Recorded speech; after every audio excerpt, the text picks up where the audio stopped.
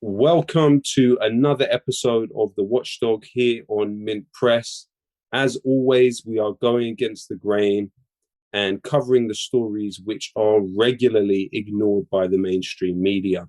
However, this week we have a story which the mainstream media has been unable to ignore. A product marketing manager at Google by the name of Ariel Koren has resigned in protest against the company's pro-Israeli bias. Now, she has published a very powerful letter of resignation, which I would recommend all viewers to check out.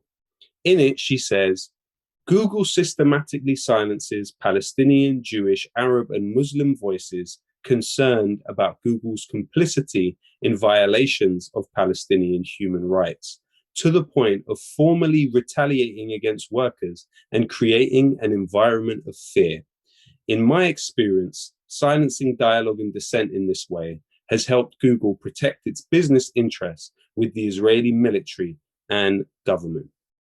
Now, these are powerful words. In the letter, Ariel details some of the aspects in which an internal, unelected, Jugalers grouping of Jewish Google employees have been working against the upswelling of support among Jewish, Palestinian, non-Palestinian, Muslim, and other groups of people who are pushing forth to support the Palestinians, particularly in light of the 2021 announcement that Google, along with Amazon, would be building a cloud system for the Israeli government and military under the name of Project Nimbus. So we are very fortunate this week to have with us Ariel Koren, who has been all over the place and I'm sure is in great demand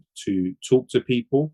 It's absolutely vital that we support courageous people like Ariel who have taken this step to assert their solidarity with Palestinian people. Thank you for joining us, Ariel. Thank you. Thank you so much for having me. It's great to have you here. So just to start with, if you could take us to the beginning of your journey with Google, how did it start? Yeah, I joined Google 7 years ago. So I worked at Google for 7 years. I started fresh out of college. And like many other young people who joined the company, I was excited about a lot of the values that the company purports to have. Specifically, I'm also an interpreter. And when I initially joined the company, it was to work at Google Translate. So I was excited about, promoting language democracy, making universal access to information possible for people. And particularly for linguistically marginalized people, right? That was something that was really exciting to me. At some point during my time within the company, I, alongside many other workers, started to bear witness to a lot of deeply concerning company behaviors. Over the past few years, Google has begun to aggressively pursue military contracts. 4 years ago, Google took on a project that is called Project Maven, which is essentially a drone precision contract, essentially a deal between Google and the Pentagon in the United States to help with precisely identifying targets for drones. And this was an extremely lucrative and extremely concerning project. It was one of kind of the biggest moments where we saw Google working in a militaristic capacity, and a very large number, thousands of workers took issue with this, started to protest. There were engineers who were close to the project who threatened work stoppages. And we really, just as workers, took a stand and petitioned the company and told Google that we were concerned. Eventually, Google did drop Project Maven as a result of so much worker outcry. The worker outcry was internal, but it also reached the public, and there was so much pressure that Google eventually did decide to cancel the project. But unfortunately, this project has not been the last time that we've seen Google pursue this sort of extremely unethical business. And Project Nimbus, which is what I think a lot of what we're going to be talking about, is the latest kind of contract that Google has chosen to enter into that is cause for deep concern and that many of us workers view as an extremely urgent crisis of conscience. So Project Nimbus is a $1.2 billion contract between Google and Amazon and the Israeli military and government. It was launched last year during May of 2021. Right after the siege on Gaza, during which over 250 Palestinian people were killed at the hands of Israeli military violence. And the contract is actually providing tools to the Israeli government and military that will help the government and military scale out a multitude of forms of violence, including surveillance, data collection, the expansion of illegal settlement expansion. You know, there are a lot of different forms of violence that Google is essentially aiding and abetting through Project Nimbus. And it would be extremely concerning at any time. But the fact that Google decided to launch the contract literally right after the siege on Gaza felt, you know, it was not a coincidence. It felt like a very intentional attack. And so it almost added insult to injury and became an impetus for us as workers to take a stand. And we knew that we needed to do something. So to answer your question in terms of like, you know, what my trajectory has been like at Google, I think over the years, I've seen Google increasingly not only pursue these sorts of really violent contracts unapologetically, but also expand its infrastructure around censoring its workforce and retaliating against people who speak out about these sorts of contracts and about these sorts of company behaviors. We've seen several instances of folks who take a role in holding the company accountable when these sort of contracts are announced, just being blatantly ousted from the company, either in the form of being fired or in the form of the company creating some sort of obstacle that makes it impossible for the worker to actually remain in the company and to feel like they can get their job done, right? So essentially just creating a situation where they're not firing you in order to avoid any sort of legal accountability, but they are just making the situation completely impossible. In my case, it was that right after I spoke out about the contracts, Project Nimbus, they just moved my role overseas and told me that I had 17 days to commit to moving or else I would lose my job. So they're essentially telling me that there was a business justification, but it was in the middle of the pandemic. No one was working from the Sao Paulo offices where they told me I had to move. And so it was just really clear that it was an act of retaliation and they just wanted to make it impossible. So all this to say, these are some of the issues that workers have been confronting. And I think it's really important to emphasize the fact that, you know, when Google pursues these sorts of violent contracts, it's always concerning. But one of the compounding factors here is that this is a contract with the Israeli government and military. And Google has a really deeply ingrained culture of institutionalized Zionist bias, institutionalized bias against particularly Palestinian workers and all workers who express support or act in solidarity with Palestinian workers and Palestinians on the ground who are ultimately directly impacted by Google's behaviors. So I think it's just really important to emphasize that one of the challenges that we're coming up against is the fact that this, you know, that Google has this deeply ingrained culture and it uses this culture. It's as a weapon. It's purposely creating this culture that it sustains of silencing its Palestinian colleagues, its Palestinian workers, and all of the folks who are allies to Palestinians in order to insulate itself from any sort of opposition to its business interests with Israel. And so I think it's really important to amplify the testimonies that Palestinian workers provided of their experiences, and we can definitely probably share those with anyone who's watching and listening, because it's a culture of extreme suppression and discrimination that we're hoping to raise awareness about, and that the general public can hold the company accountable to changing as well. Also, it is of interest at Mint Press because algorithmically, around the time of Project Owl, Mint Press saw its traffic absolutely plummet, as did other websites, anti-war websites. It's believed that informally there seems to be an algorithmic bias against sites like this, but also there is the other question of whether Google has informally, not explicitly, but implicitly adopted a definition of anti-Semitism which includes anti-Zionism. Would you be able to speak to that? Definitely. Yes. So you mentioned when we were chatting beforehand about the IRA definition of anti-Semitism, the IHRA definition, which is the International Holocaust Remembrance Alliance definition of anti-Semitism. So as a summary for folks, the IRA definition of anti-Semitism essentially states that criticism of Israel, holding Israel to just basic human rights standards, essentially, constitutes as anti-Semitic violence, constitutes as discrimination against Jewish people. What those of us who are progressive Jews, and so many of us know, Jewish folks from the diaspora, what we know is that the main cause and the majority of anti-Semitic hatred and bigotry and instances is rooted in white nationalist violence.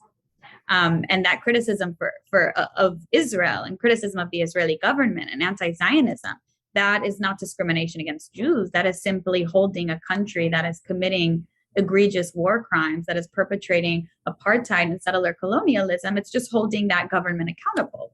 But unfortunately, many folks who are Zionists and who are, putting forward narratives that are meant to insulate Israel from any criticism have engaged in what's called weaponizations of anti-Semitism, which is when someone seeks to quelch or to silence any sort of criticism of Israel by accusing critics of Israel of anti-Semitism. And it's something that we see across institutions, but it's happening in an extremely concerning way in Google.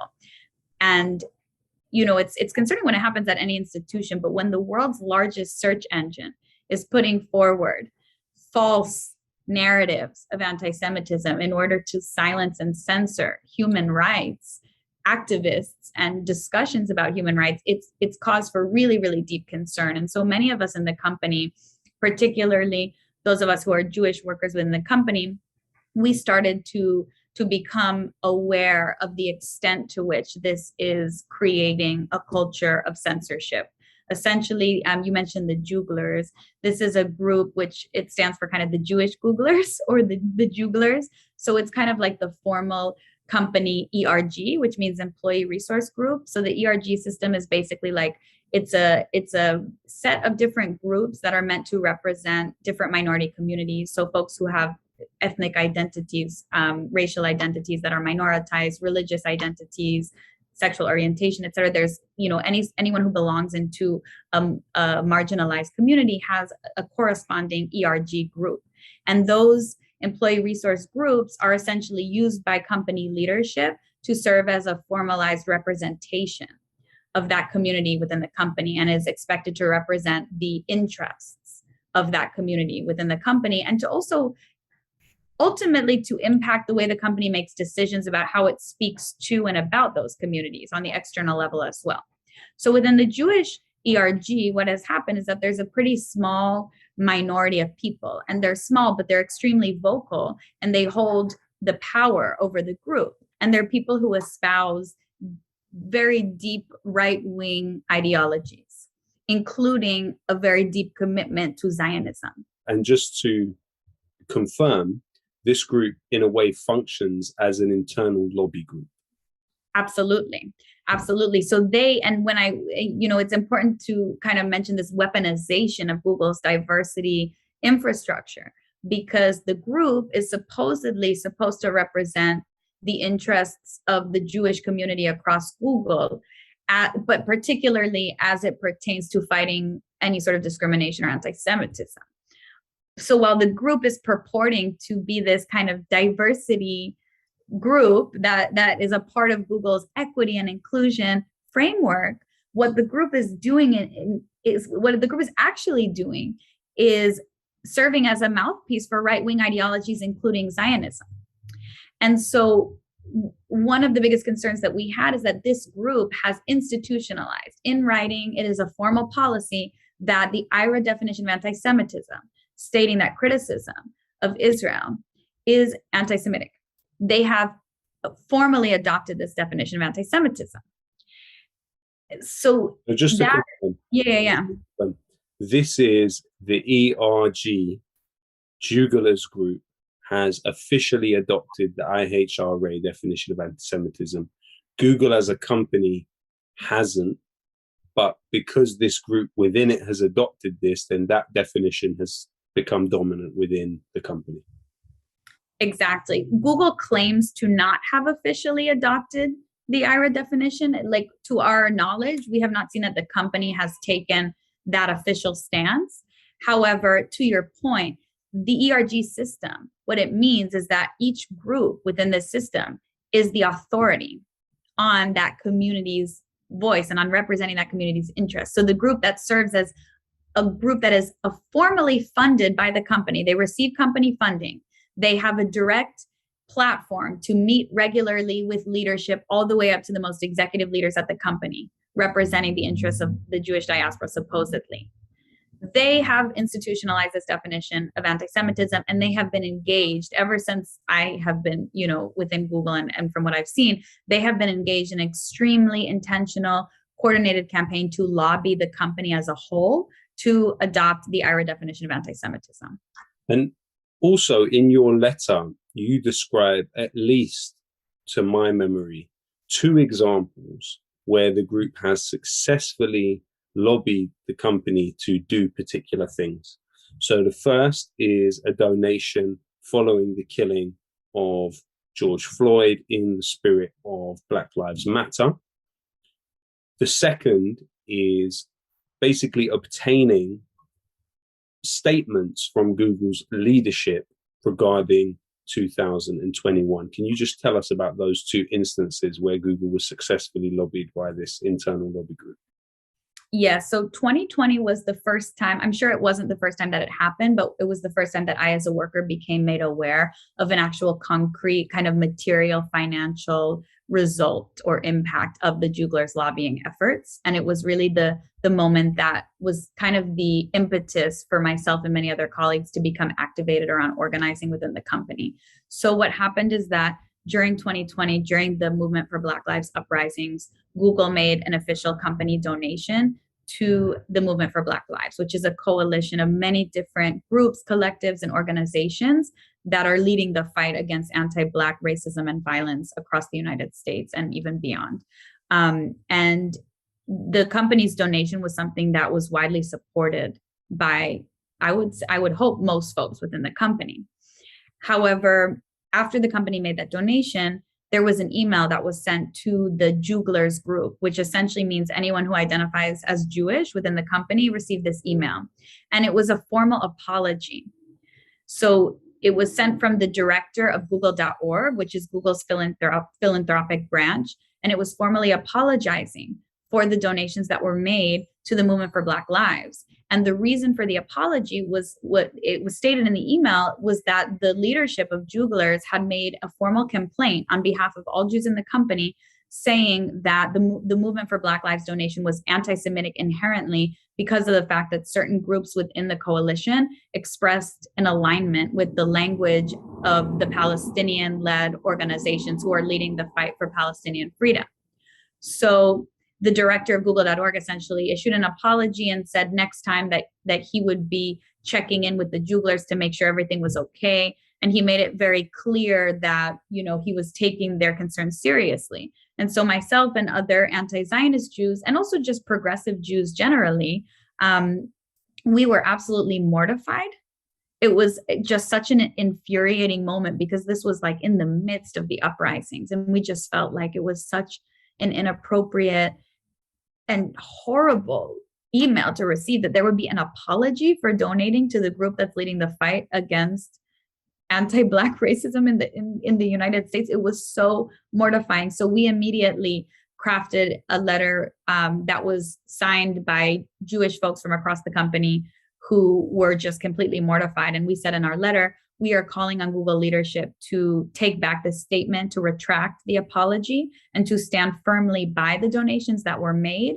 And we also included in our letter that the IRA definition of anti-Semitism is not something that represents all Jews or even the majority of Jews. And in fact, that the majority of Jews in the diaspora reject the IRA definition of anti-Semitism, particularly progressive Jewish groups. Almost all of them have rejected IRA. And so we just told the company, like, you should not be centering non-Black voices at this time period. but you certainly shouldn't be centering right-wing voices if you are trying to consider, you know, the interests of the Jewish community, because this is a weaponization of anti-Semitism. The company ignored our email. They did not respond. But what they did do is that they followed up with a formal donation.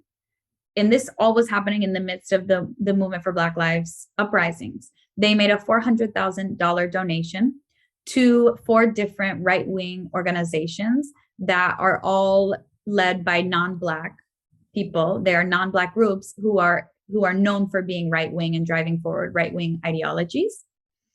And they said that they were doing that in the spirit of diversity and in solidarity against anti-Semitism.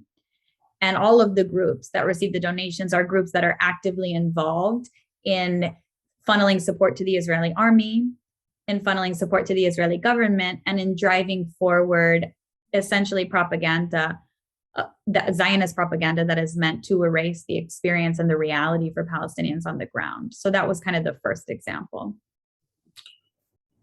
Now, your fate as a Google employee is deeply entwined with this project of Project Nimbus.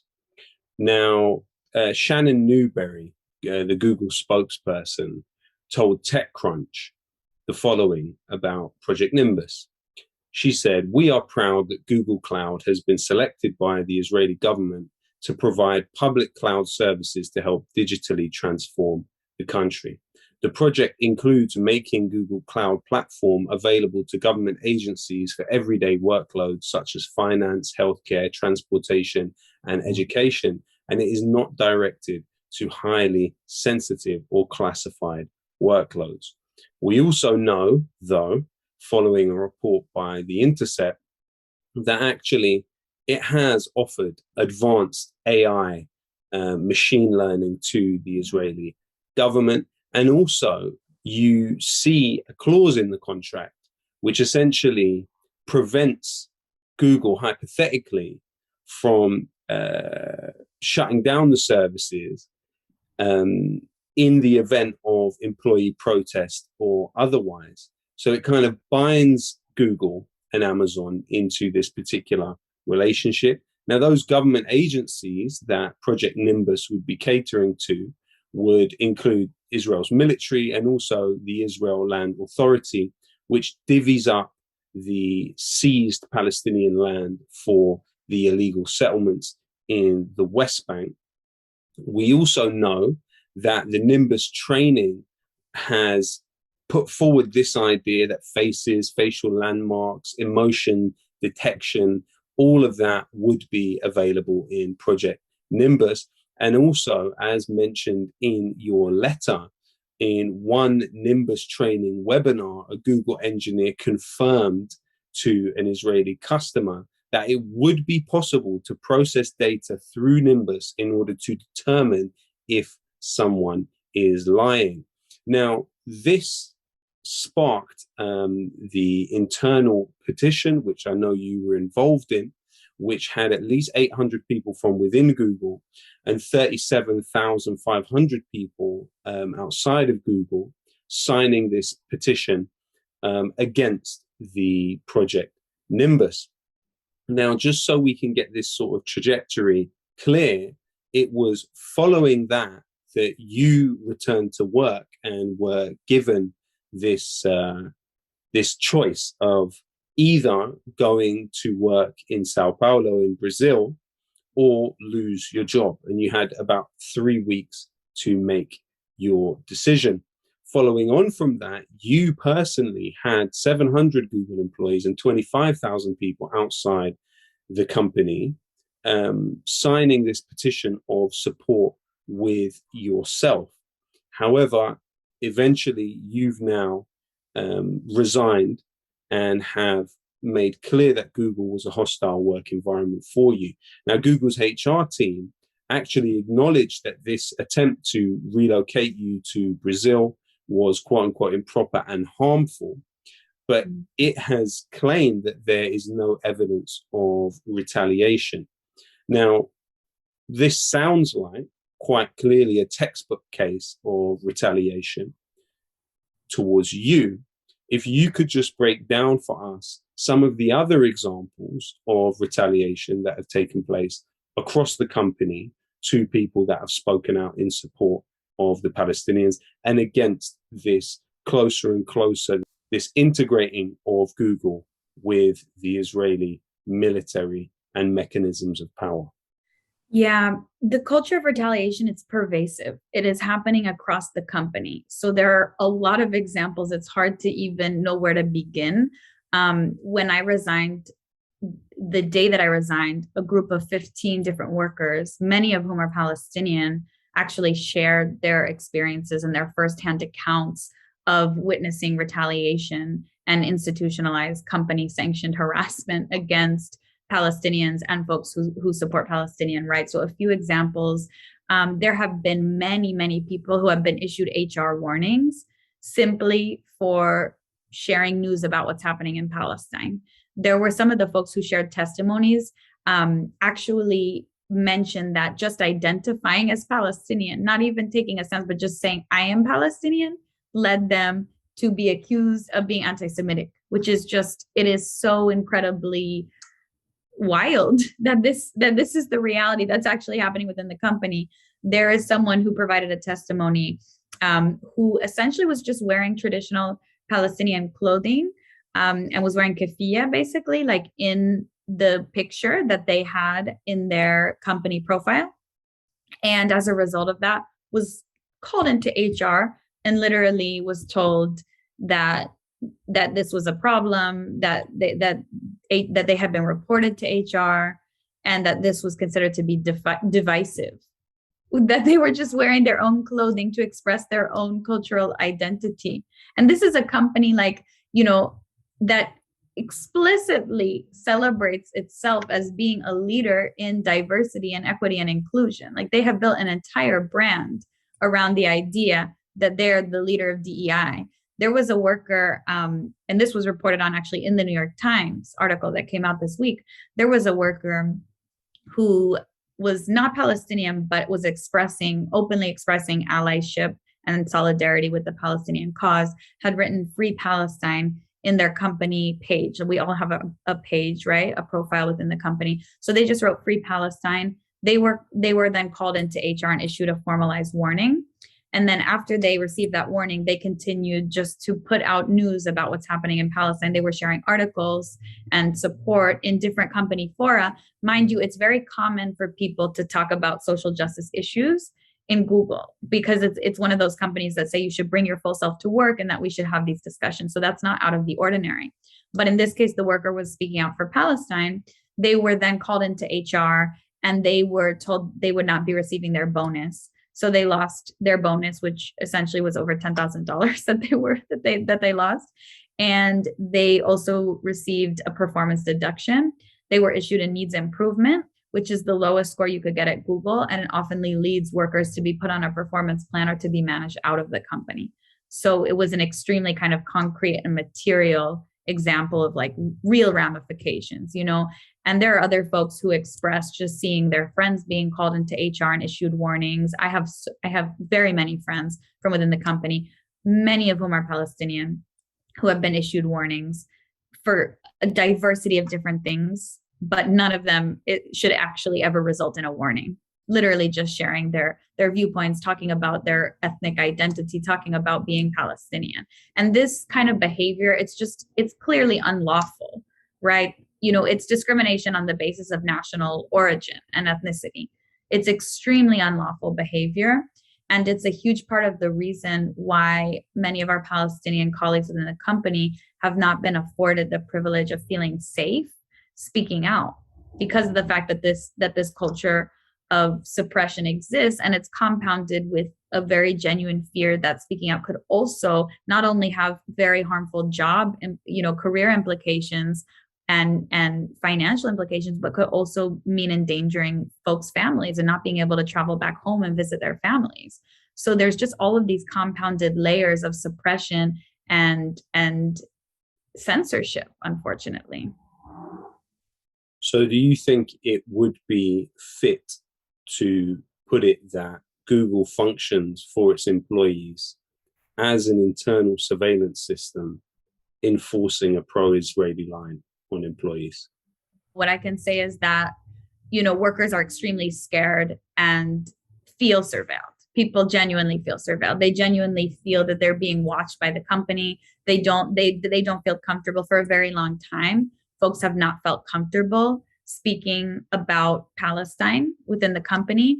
And I think that's been really exacerbated since last year, since 2021 of May, because in May 2021, we saw some of the most concrete and widespread examples of Google's explicit erasure of Palestinians and its explicit bias towards, a pro-occupation, pro-military occupation stance. Leaders as executive as Sundar, who's our CEO, and Susan Wojcicki, who is our CEO of YouTube. Both of them came out with statements that erased Palestinians explicitly.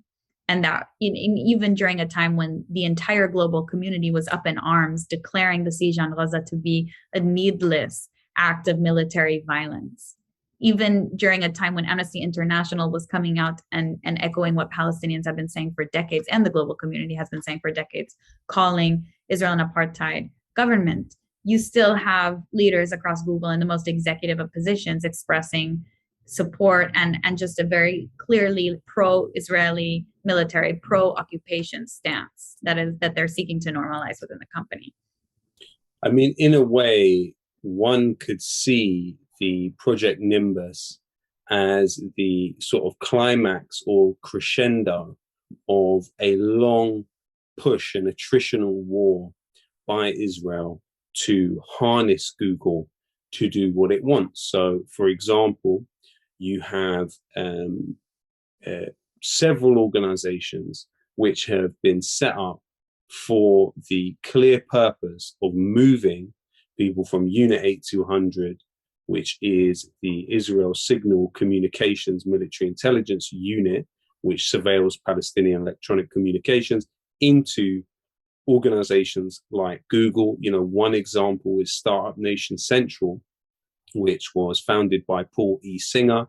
Paul E. Singer himself, who through his Paul E. Singer Foundation funds Birthright Israel, funds the Friends of the IDF, funds the Israel Independence Fund, the NGO Monitor, the European Foundation for Democracy, and Memory also.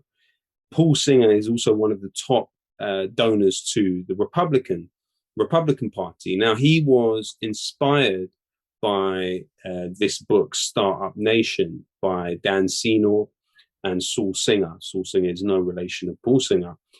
And so off the back of it, he set up this organization, which is directly linked to Benjamin Netanyahu's policy, what they called a deliberate policy, to have former members of these military and intelligence units merge with companies in order to make it impossible for major corporations and foreign governments to boycott Israel.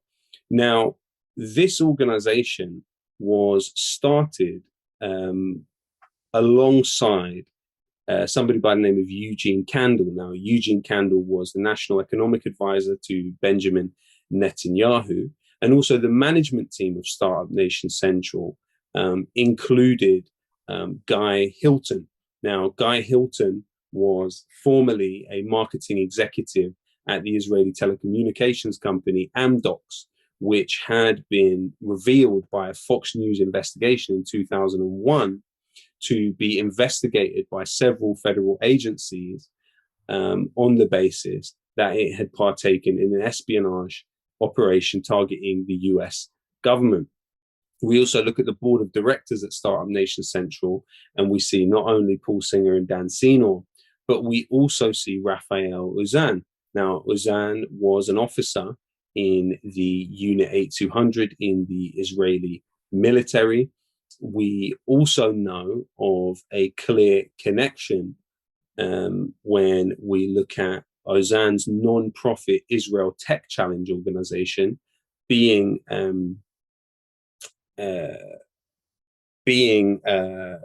connected to Google in quite a clear way. Google is put forth as a supporter of the Israel Tech Challenge organization. Then we have, in addition to that, other interesting examples, like an organization by the name of The Bridge, which is linked to Startup Nation Central. The Bridge functions in a similar way and has support from Mercedes-Benz and Coca-Cola. These are quite interesting connections. But then also you have the interesting example of an organization called Team 8, which is also promoted by Startup Nation Central, that has similar objectives to Startup Nation Central. And Team 8 actually has a very clear and direct link to Google through the investor being the former head of Google, Eric Schmidt.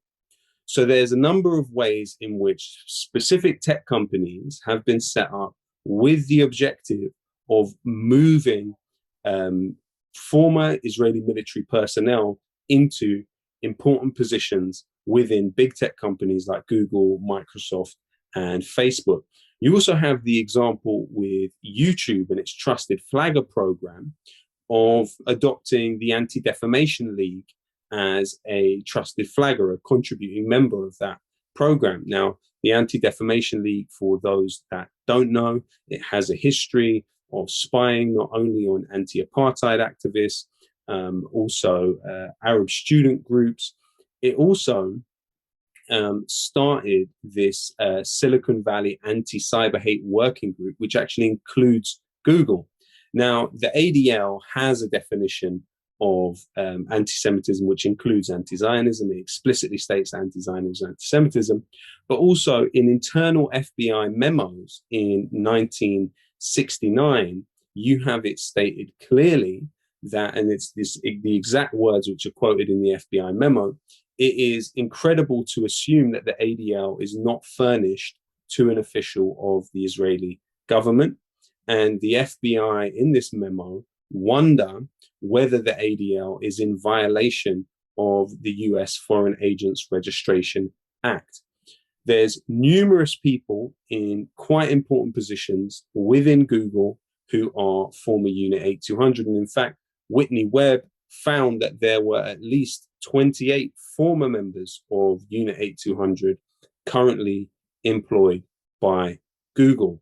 So there's a sort of infrastructure that has worked to make this reality. And what we're dealing with in a lot of ways, I would say, is the manifestation of that policy which was enacted by the Netanyahu government about 10 years ago, and that mission creep of working to sort of harness Google as a weapon against Palestinian solidarity. For example, at that point in 2012, an artist like myself with songs which are very clearly pro-Palestinian, and a website like Mint Press that had a lot of very critical work on Israeli intelligence, algorithmically, we did not face the same kind of barriers that we seem to face today. So it's sort of this policy that seems to be getting rolled out internally to Google also seems to be rolled out across the board outside of Google also.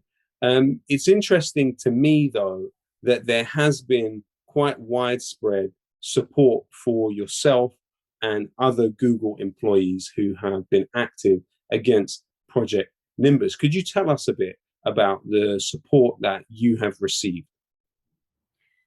Yeah, well, first of all, I just want to say thank you for everything you just shared, because I think it's really, really important. And you shared so many different things. But, I'm really glad that you brought up the Intercept article that reported on the documents that essentially were leaked from Project Nimbus, which showed that the statement that has been provided by Google saying that this is a neutral contract, that there's really nothing neutral about it. This is a contract that even in the Israeli media is being reported as a contract that is going to have the military as a beneficiary, and that is going to be providing extremely powerful surveillance technology and other forms of powerful AI tools to the government and military in Israel. And you also mentioned, I believe, a clause in the contract that says that Google has no right to regulate the way that the tools get used. And also, Google is not allowed to regulate which agencies get to use the technology. So that means that they're building out this technology and then no responsibility, wiping their hands of any sort of responsibility. And you mentioned that the ILA, the Israel Land Authority, is going to be one of the beneficiaries. They're the agency that scales out illegal settlement expansion. So, this is what this statement that this is a neutral contract. We know that is not true. There is nothing neutral about providing technology to a government that is violating human rights on a daily basis, and much less when the technology you're providing is surveillance technology and powerful AI tools. So I think that's really important that you mentioned that. And you also mentioned the kind of the partnership with the ADL and the fact that within Google, there's been a lot of support for institutionalizing definitions of anti-Semitism that serve as kind of a tool for censorship, and that there's this formalized partnership between the group that has been one of the leaders in trying to really disseminate this idea that the IRA definition of anti-Semitism should be institutionalized across large tech companies, and in this case, the world's largest search engine. And I think it's really, really important that people are aware of that, and the fact that the ADL does have a history of weaponizing anti-Semitism. And when Google made a series of donations to different groups that were led by non-Black folks during the movement for Black Lives protests, one of those groups, there were a few, but one of them was the ADL. And it was during the time where the ADL itself was actually coming out and acknowledging that their programming, where they were investing money in actually sending police forces from the United States abroad to Israel to learn from the Israeli military and then come back and use those practices to harm Black and brown communities within the United States. That was the same time during which Google was making those donations, supposedly in the name of anti-Semitism. And now to see that YouTube has a formal partnership with the ADL, where the ADL is actually helping to curate content and to supposedly ensure that content is not anti-Semitic, right? What that really means is that the ADL is being platformed by YouTube and by the world's largest search engine to censor content that would tell the truth about what's happening in Palestine. So I just think it's really important to emphasize that. And okay, that was a bit of a tangent, but I know you're asking as well about the support within Google. And I think it's so important that people see how much support there is, because these sort of policies being institutionalized, they're a reflection of a culture that's been institutionalized by a small minority within the company that holds an immense amount of power, and folks who are disproportionately in positions of leadership and in executive positions, and who are unfortunately abusing their power in egregious ways. But that does not mean that workers within the company are not mobilizing and building immense amounts of power. And I think that's what our campaign against Project Nimbus is showing. When you have hundreds and hundreds of workers who are pleading with leadership to cancel these contracts, and then you have an entire civil society campaign called No Tech for Apartheid, which was started by Empower Change and Jewish Voice for Peace, but has now been joined by a whole coalition of dozens and dozens of civil society organizations. That the masses are really mobilizing, and that this is where public opinion lies, right? And so when Google retaliated and essentially told me, you know what, you spoke out about Project Nimbus right after they moved my job overseas, and say, you're going to have to either move within 17, you have to commit to moving within 17 days, or you're out of the company. When they did that, what they wanted to do was send a really clear message that anyone else who speaks out and takes a stance, this could happen to you too, and you could be ousted as well. But it's been the opposite effect of, they wanted to create this chilling effect.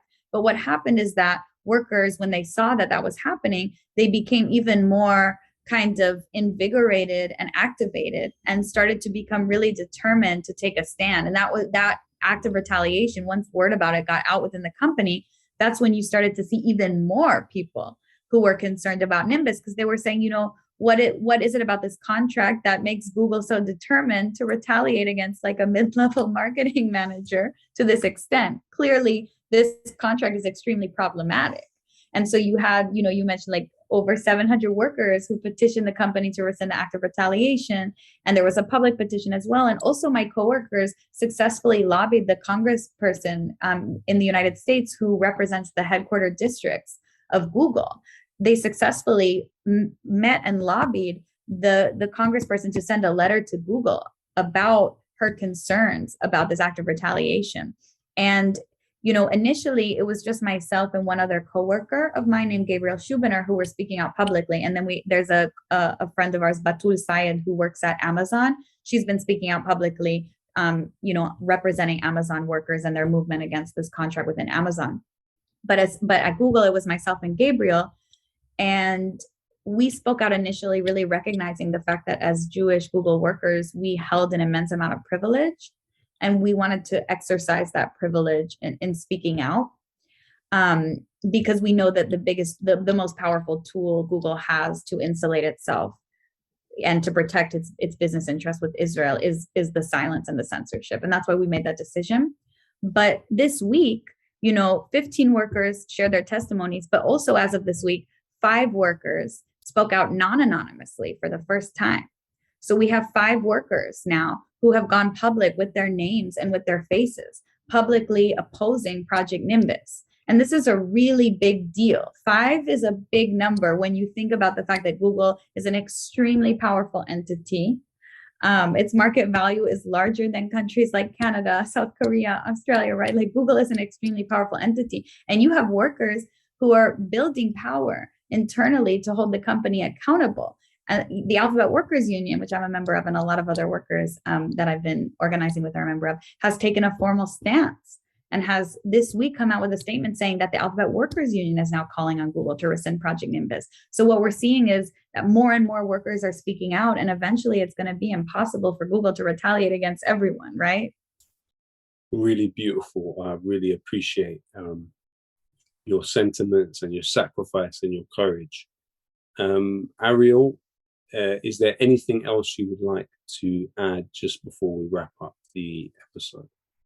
Yeah, thank you so much again. One thing that I would like to add is, I know I mentioned that there is a civil society campaign that was launched in solidarity with the worker-led call to Google and to Amazon to rescind the contract. So this is called No Tech for Apartheid. It was initially launched by Empower Change and by Jewish Voice for Peace, and now has many civil society organizations behind it. And workers in coalition with the No Tech for Apartheid campaign have declared that next Thursday, September 8th, is going to be a national day of action in the United States. So outside of the Google and Amazon offices in Seattle, in New York City, and in the San Francisco Bay Area, we are calling on as many people as possible, tech workers, Google workers, Amazon workers, but also community organizations, leaders, and the general public, anyone who can make it. We hope that you will be there. We are going to be organizing this direct action, a protest, and we hope to have people show up and show Google and Amazon that we're not going away until this contract goes away, essentially. And you can learn more about this protest at notechforapartheid.com. And I know many, many folks are not based or maybe don't even have access to these cities. So there will be more opportunities as well. And we hope that across the United States, but also everywhere, I know you're calling in from London as well. Like, we hope that there will be more actions that will follow. And there are also ways in the meanwhile that folks can take action remotely and digitally. We have a petition online. You can share this information, across your social media accounts. You can also send emails to your government officials wherever you're based, because it's government plays an important role here in holding Google accountable to the law, right? And holding Google accountable to its own publicly stated values. So you can write to government officials, and you can also send emails to folks within Google. You can send emails to executives within Google. So there are just a lot of ways to escalate our call on our companies to rescind this contract. So we really appreciate all of the support. Thank you so much, Ariel. You know what to do, people. This has been another brilliant episode of The Watchdog. Ariel, any support you need, please let me know. We are here. We are with you to the end. Thank you very much. Thank you so much.